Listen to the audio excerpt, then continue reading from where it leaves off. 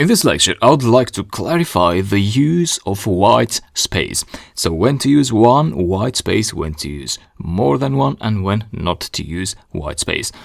And to explain that to you, I've got a script here with 3 parts. Each of the parts will do the same thing. So the first one prints out A, and 3 A's, and then B here, and then C. So the first one, here I typed in 1, 2, 3, 4, 5, 6 spaces. So that will work. As you can see here, you get the output correctly, but it's not a good practice. Even though that will work, it's not a good practice because the code is not very readable. So that's a problem with this first block. And here in the second block, I fixed that, so the space here is just right. Basically, you want to separate things with spaces.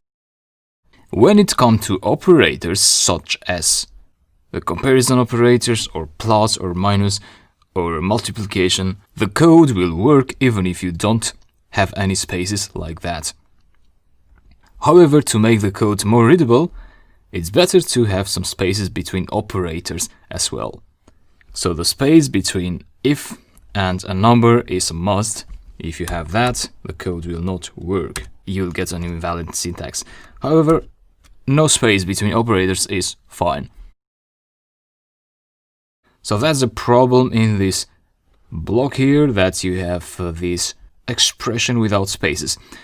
In some particular cases, like sometimes I don't use spaces in the videos because I want to show you the text in a greater font, so I have to sacrifice with less spaces so that I can fit more text in the screen. So unless you have a good reason to do so, please use spaces, 1 space.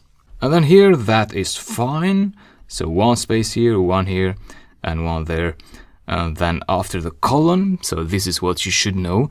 And I told you already about indentation. After a colon, you always have indentation. Indentation means at least 1 space. So this would also work like that, but a good practice is to have 4 spaces.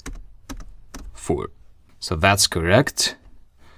And when you have more code in your script, it's good to separate things with a break line, to separate logics. So if you have a conditional block there, you have to write them line by line, no break lines here like that. That would also work, but please don't use break lines to make your code more readable. However, once the conditional block ends, you have another logical block. There's no clear-cut rules here, but just use your logic. So I thought it's good to have these print functions without a break line between them. So here, if I would add another function, I would make a break line and then create a function here, and so on. And of course, use indentation for functions as well. So after the colon, always comes the indentation. And that's it, more or less, about spaces, white space in Python.